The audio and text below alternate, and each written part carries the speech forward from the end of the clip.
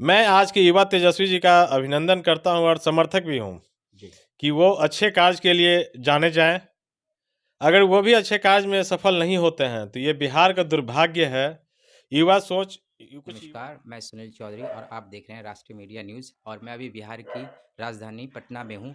और अभी एक हम ऐसे शख्सियत से मिलने आए हैं जो किसी पहचान की मोहताज नहीं है। आप देख सकते हैं स्क्रीन पे कौन है। फिर भी मैं एक बार बता दूं, यह ह्यूमन राइट के सेक्रेटरी बिहार के, और उनसे थोड़ा सी वार्तालाप करेंगे और काफ़ी सारे मुद्दाओं पे हम चर्चा करेंगे। सबसे पहले उनका हम स्वागत करेंगे। नमस्कार सर, हमारे न्यूज़ चैनल पे आपका स्वागत है। नमस्कार। आप सभी का अभिनंदन है और आपके चैनल के माध्यम से जो देख रहे हैं उनको भी मेरा नमस्कार। मैं रिपुराज बिहार केंद्रीय मानवाधिकार से। सर, पहला हमारा सवाल आपसे ये रहेगा कि बीएसएससी जो पेपर लीक हुआ है, इसके बारे में थोड़ा सा आप जानकारी देंगे। और हमारे सहयोगी भी हैं एक रिपोर्टर जो रोशन कुमार जी हैं, उन्हें भी स्वागत करता हूं मैं। जी, वेलकम है। और मैं रिपुराज जी से कुछ सवाल करूँगा और बहुत सारे मुद्दे पे भी बात करूँगा। मेरा पहला सवाल रिपुराज जी से है कि आप एक सामाजिक कार्यकर्ता हैं और बहुत ही मतलब जानकार व्यक्तित्व का वो रखते हैं आप। तो आपसे मेरा पहला सवाल ये है, जो अ, परसों-तरसों एग्ज़ाम हुआ है बीपीएससी सीजीएल बीएसएससी सीजीएल का। तो उस पे आप क्या कहना चाहिए, जबकि उसका प्रश्न पेपर जो है लीक हो गया था बाज़ार में, और जो भी तैयारी करते हैं बच्चों, उनको बहुत सारी समस्याओं से गुजरना पड़ता है। देखिए, हम जिस राज्य में रहते हैं इस राज्य का दुर्भाग्य है कि यहाँ ये पहली घटना नहीं है जिसमें विद्यार्थियों के भविष्य के साथ खेला गया है। जी। इसमें प्रत्येक जिस भी कोई किसी भी एग्ज़ाम को आप ले लें तो वो उसकी पेपर लीक की घटना आती ही है, सूचना आती ही है। और इसके लिए हमें सभी जनता से एक आग्रह करना चाहूँगा कि आप सरकार से सवाल करना सीखिए। सरकार से सवाल करना सीखिए और किसी जाति विभेद से होकर सरकार का समर्थन मत कीजिए। सरकार है तो उससे सवाल करना सीखिए और अपने मुद्दों को, परेशानियों को अमल करवाइए।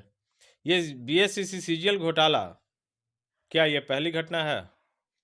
और सर, दूसरी बात ये है, जो जैसे पहले एनडीए की सरकार थी इससे पहले, और जब एनडीए की सरकार थी तो तेजस्वी जी, जो युवाओं में उनका काफ़ी क्रेज है, वो कहा करते थे कि जब हम हमारी सरकार आएगी, जब हम साथ में सरकार में रहेंगे, तो इस तरह की घटनाएं नहीं होंगी। और एनडीए में भी इस तरह की घटना हुई थी, लेकिन जब तेजस्वी जी बोले थे जब हम सरकार में आएंगे तो ऐसी घटनाएं नहीं होंगी, लेकिन बार बार इस घटना को देखा जा रहा है।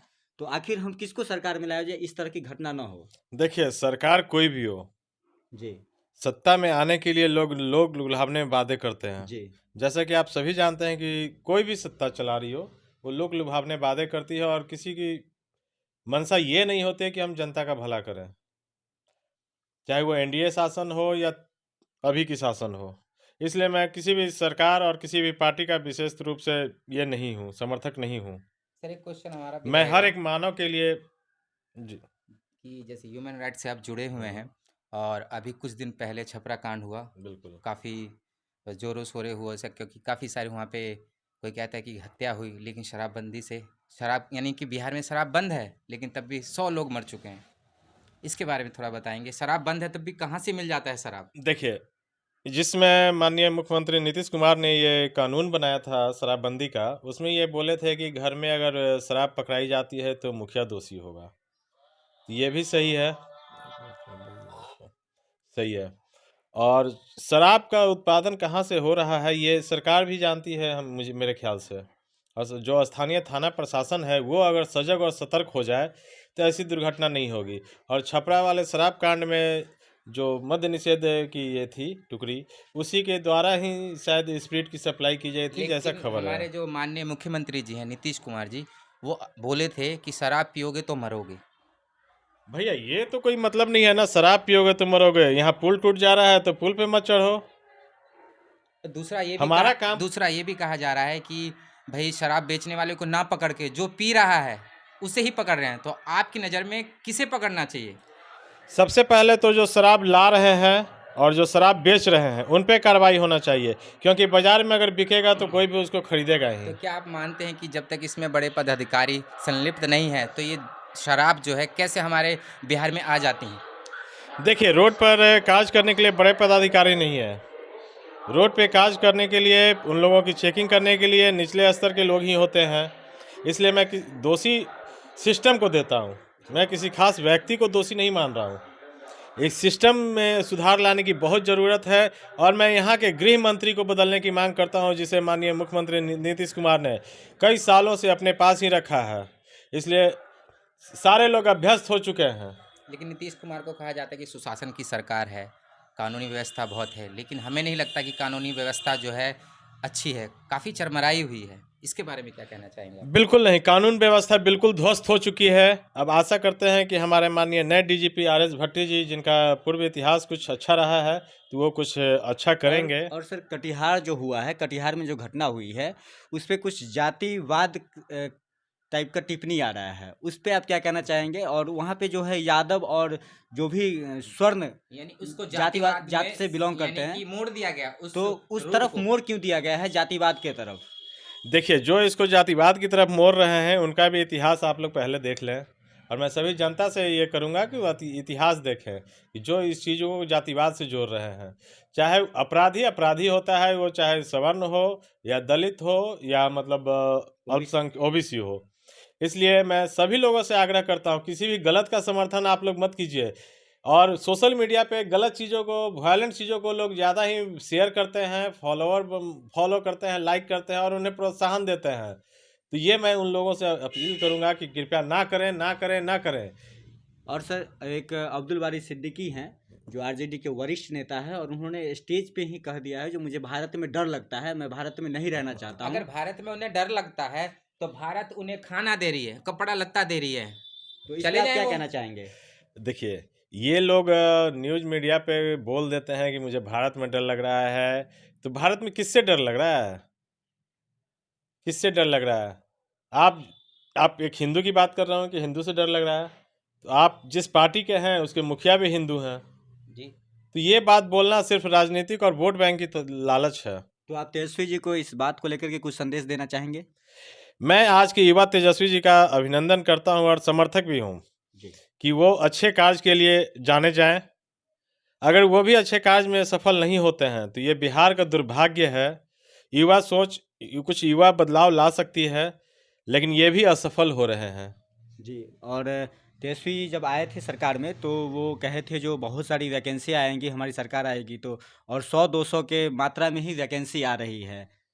देखिए, वैकेंसी तो आएगी, फिर पेपर लीक होगा, फिर उसकी जांच होगी, लटका रहेगा मामला, फिर सरकार बदल जाएगी या सरकार अगले साल लाएगी।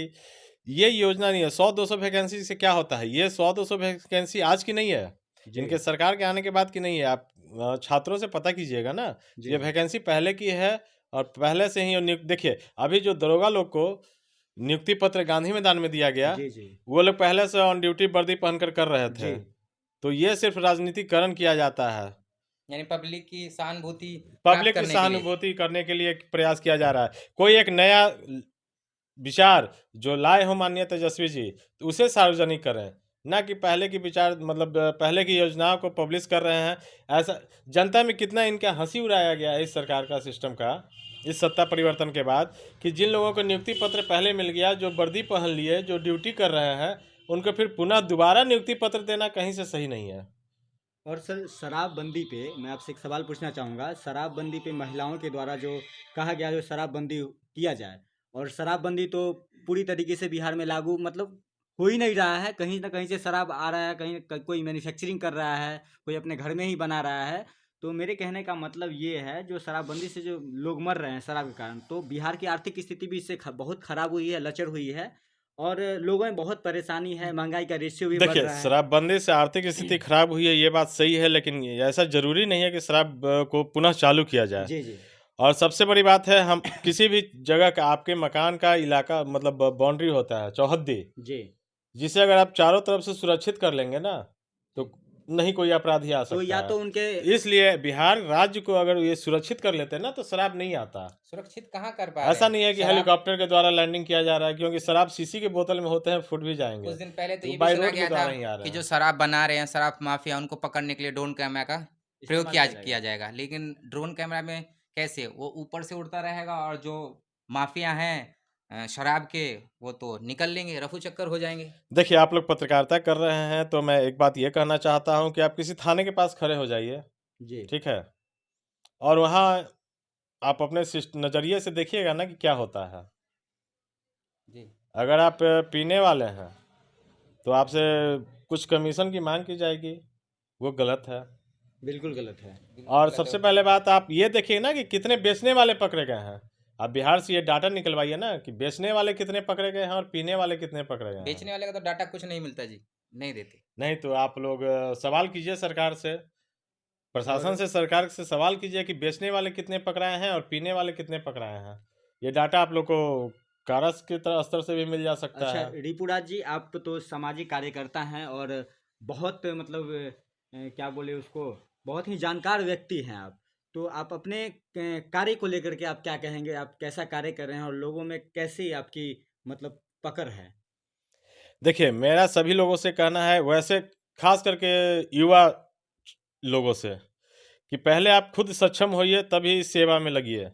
जी। आजकल मैं पोस्ट देखता हूँ, ये दान कीजिए, वो दान कीजिए, कंबल दान करना है, ये दान करना है, और वो लोग समाज सेवा में लग जा रहे हैं ना, तो उनसे मैं एक रिक्वेस्ट, विनम्र आग्रह करता हूँ कि आप पहले खुद को सक्षम बनाइए।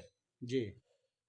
आप अगर 10 रुपये कमा रहे हैं तो उसमें से 2 रुपये आप अपना खर्च करके लोगों की सहायता कर रहे हैं ना, तो वो सब भगवान की नज़र में अच्छा होगा। जी। जी। आप किसी से 10 रुपया लेकर 2 अपने ऊपर खर्च कर रहे हैं, 2 दूसरे के ऊपर खर्च कर रहे हैं, वो काम बंद कर दीजिए आप लोग। आपका जो संगठन है सर, वो किस बेसिस पे काम करती है बिहार में? ये बेसिकली मानवाधिकार, केंद्रीय मानवाधिकार जो है न्यू दिल्ली, जी। महिला उत्पीड़न और बाल श्रम पे कार्य करती है। जी। हमारा काम महिलाओं और शोषित महिलाओं की सहायता करना और है। सर आप ब्लड डोनेशन भी करवाते हैं आप अपने संगठनों के द्वारा? नहीं नहीं, मैं अपने संगठन के द्वारा नहीं कराता हूँ, जी। ये मेरा निजी और व्यक्तिगत विचारधारा है कि जी। मैं अन्य संगठनों के साथ चलिए, इसके लिए राष्ट्र सहायता मीडिया आपका करता आभारी है, जो आप काफ़ी अच्छा काम कर रहे हैं और लोगों में आपकी चर्चा लगातार बनी रहती है। तो हमारे साथ जुड़े के लिए धन्यवाद रिपुराज जी। अभी हम आपको रिपुराज जी से मिलाए हैं, जो काफ़ी चर्चित चेहरा हैं बिहार के और सामाजिक कार्यकर्ता हैं, एक अच्छे सामाजिक कार्यकर्ता हैं। और फिर मिलाएंगे इनको अगले एपिसोड में। धन्यवाद।